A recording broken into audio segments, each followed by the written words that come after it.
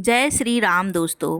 आपने कभी सोचा है कि इतने धर्मनिष्ठ, मर्यादाओं के पालन करता और सत्यवादी अयोध्या नरेश दशरथ ऐसा कौन सा पाप हो गया था जिससे उन्हें अपने जीवन में सबसे बड़ा दुख झेलना पड़ा? क्या आपने सुना है श्रवण कुमार की करुण कथा, जिसकी मृत्यु ने दशरथ को ऐसा श्राप दिलवाया जो उनके पुत्र राम के वनवास का कारण बना?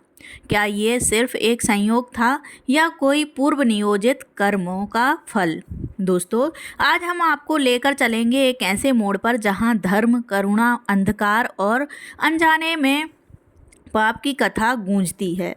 एक राजा जो सिर्फ गलती नहीं करता बल्कि एक निर्दोष ब्राह्मण पुत्र की हत्या कर बैठता है। आखिर क्यों, कैसे? क्या दशरथ दोषी थे या हालात ने उन्हें ऐसा कर दिया? तो चलिए इस रोमांचक वीडियो की शुरुआत करते हैं।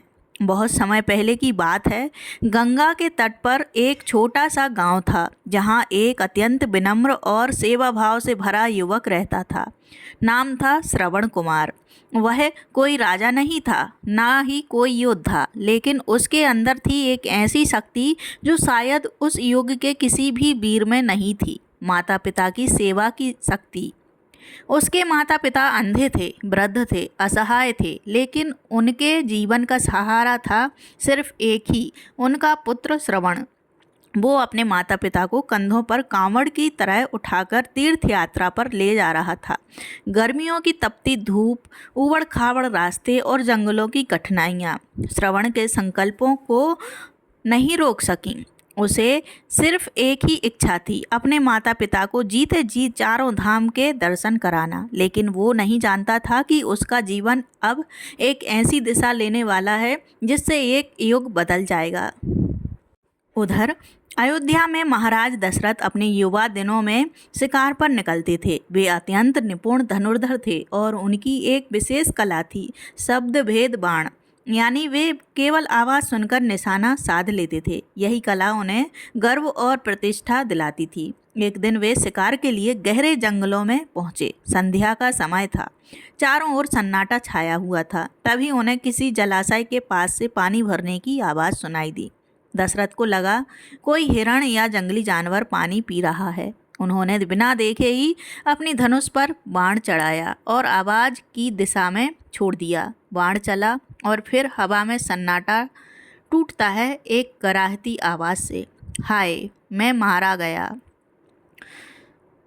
दशरथ सन्न रह गए, उनके पैर कांपने लगे। क्या कोई जानवर था या इंसान? और जब उन्होंने झाड़ियों के बीच जाकर देखा तो उनके होश उड़ गए। दशरथ जैसे ही झाड़ियों के पास पहुँचे, उन्होंने देखा कि जमीन पर एक युवक तड़प रहा था।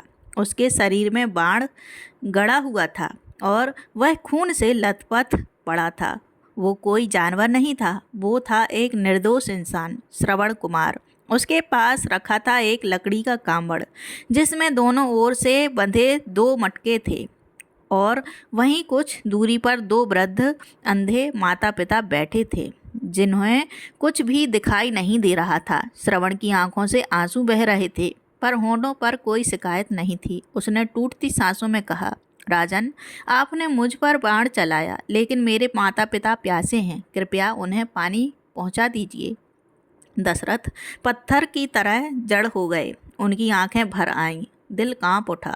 शब्द भेद बाण से उन्होंने अनजाने में एक ऐसा अपराध कर दिया था जिसे समय भी शायद माफ़ नहीं करता।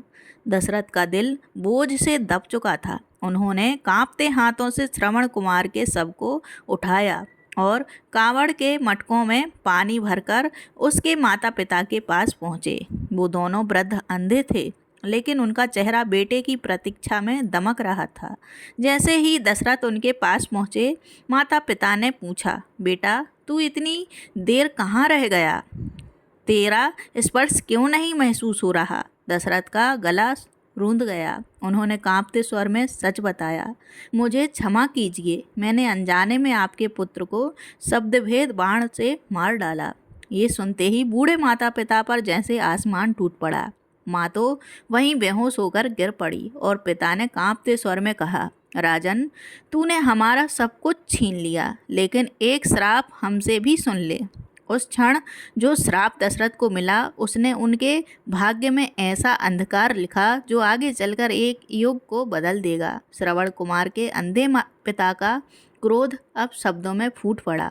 उनका चेहरा तमतमाया नहीं था, लेकिन उनके शब्दों में ऐसी शक्ति थी जो समय की लकीरों को भी बदल सकती थी। उन्होंने कांपते हुए कहा, हे राजन, तूने हमारे जीते जी हमारी आंखों का तारा छीन लिया। तूने हमें जीवित सब बना दिया। तेरी यही सजा है कि जैसे हम अपने पुत्र वियोग में तड़प रहे हैं, वैसे ही तू भी एक दिन अपने सबसे प्रिय पुत्र के वियोग में तड़प तड़प कर प्राण त्यागेगा। दशरथ उस क्षण निशब्द खड़े रह गए। उस अंधे पिता की आवाज़ गूंजती रही जंगलों में, दशरथ के मन में, और आगे चलकर रामायण में भी। दशरथ ने बार बार क्षमा मांगी, अपने अपराध के लिए पछताया, लेकिन समय की रेखाएं उस श्राप को स्वीकार कर चुकी थीं। वो श्राप जो एक दिन राम के 14 वर्ष के वनवास का कारण बना। श्रवण कुमार के माता पिता का श्राप दशरथ के दिल में तीर की तरह धंस गया। वह राजन जो अयोध्या के सिंहासन पर बैठता था, अब जंगल की धूल में गिरकर रो रहा था। उन्होंने श्रवण कुमार का अंतिम संस्कार भी किया और वृद्ध माता पिता के लिए हर संभव कर्तव्य निभाया, लेकिन आत्मा की गहराई में जो पाप जल रहा था उसे कोई भी कर्म नहीं बुझा पाया। वो लौटे अयोध्या तो जरूर, लेकिन अब उनका चेहरा वैसा तेजस्वी नहीं था। हर मुस्कान के पीछे एक दर्द छुपा था। उन्होंने जीवन तो जिया, लेकिन हर दिन उस श्राप की गूंज उन्हें भीतर से तोड़ती रही। राजकाज चलता रहा। राम का जन्म हुआ और दशरथ ने उन्हें सीने से लगाकर जैसे अपने जीवन का सबसे बड़ा सुख पा लिया। पर नियति तो अपना खेल बहुत पहले तय कर चुकी थी। समय बीतता गया, राम बड़े हुए, अयोध्या में आनंद छा गया, लेकिन दशरथ के हृदय में एक अदृश्य भय पलता रहा। जैसे कोई अनजाना साया हर पल उन्हें कहता हो, वियोग आएगा और वही तुम्हारे अंत का कारण बनेगा। फिर वो दिन आया जब कैकेयी ने अपने 2 वरदान मांगे, भरत का राज्याभिषेक और राम का वनवास। दशरथ स्तब्ध रह गए। राम को वन भेजना उनके लिए मौत से भी बदतर था। उन्होंने लाख मिन्नतें की, कैकेयी के सामने गिर पड़े, राम को रोकने का हर प्रयास किया, लेकिन राम ने पिता की प्रतिष्ठा और वचन की रक्षा के लिए स्वयं वन गमन स्वीकार किया। और उसी क्षण दशरथ का हृदय चीर गया। उन्होंने कराहते हुए कहा, हे राम, ये वियोग नहीं, ये उस श्राप की पूर्णता है जो मैंने बरसों पहले कमाया था। राम चले गए और दशरथ की सांसें भी उनके साथ। राम के वनगमन के बाद अयोध्या जैसे उजड़ गई थी। राजमहल का वैभव सूना पड़ गया और सबसे ज़्यादा टूटा हुआ कोई था तो वो थे महाराज दशरथ। राजकाज अब उनके लिए अर्थहीन हो गया था। वे दिन रात राम की याद में डूबे रहते, रातों को करवटें बदलते, रोते रोते कहते, राम मेरे प्राण, तू चला गया और मैं जीवित रह गया, ये मेरी सज़ा है। उनकी आंखों में एक ही दृश्य घूमता रहता, जंगल का वो दृश्य जहाँ श्रवण कुमार उनके बाण से तड़प रहा था। अब वही पीड़ा वो खुद महसूस कर रहे थे, बेटे के बिना जीने की पीड़ा। और फिर एक रात करुणा से भरी एक सांस के साथ दशरथ की जीवन यात्रा समाप्त हो गई।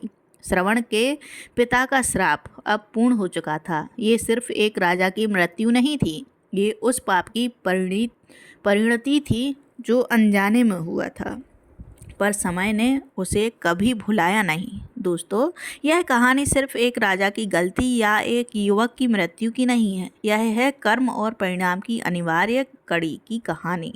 श्रवण कुमार की सेवा और दशरथ का अनजाने में किया हुआ पाप, दोनों ही जीवन के 2 पहलू हैं। जहाँ एक ओर एक पुत्र का निस्वार्थ समर्पण है, वहीं दूसरी ओर एक राजा की गलती जिसने बिना जाने ही एक निर्दोष की जान ले ली। यह बताता है कि हमारा हर कर्म, चाहे छोटा हो या बड़ा, हम तक लौटकर आता है। चाहे समय लगे या ना लगे, कर्मों का फल अवश्य मिलता है। और दशरथ का वह श्राप जो अंततः राम के वनवास और दशरथ की मृत्यु का कारण बना, हमें सिखाता है कि जिम्मेदारी, संयम और सतर्कता जीवन के अनमोल गुण हैं। क्या हम भी अपनी ज़िंदगी में उन कर्तव्यों को भूल जाते हैं? क्या हमारे कर्म भी हमें कभी अंजाम तक पहुंचाते हैं। आइए इस कहानी से हम सब कुछ सीखें और अपने कर्मों का ध्यान रखें। तो दोस्तों, यह थी कहानी उस दुखद घटना की जब अयोध्या के महान महाराजा दशरथ ने अनजाने में श्रवण कुमार को मार डाला और कैसे उस एक पाप ने पूरे इतिहास का रूप बदल दिया। यह कहानी हमें याद दिलाती है कि हमारे छोटे छोटे कर्म भी कभी कभी बड़े परिणाम लेकर आते हैं। दशरथ का श्राप न केवल उनके जीवन को प्रभावित करता है बल्कि रामायण की पूरी कथा को भी दिशा देता है। तो दोस्तों, क्या आपने कभी सोचा है, अगर दशरथ ने उस दिन थोड़ा सतर्कता दिखाई होती तो क्या राम वनवास होता? क्या इतिहास वैसा ही बनता? अगर आपको यह कहानी सोचने पर मजबूर करती है तो कृपया वीडियो को लाइक करें, अपने विचार नीचे कमेंट में बताएं और ऐसे ही रोचक वीडियो के लिए सब्सक्राइब करना ना भूलें। आपके सुझाव हमारे लिए अमूल्य है। धन्यवाद। जय श्री राम।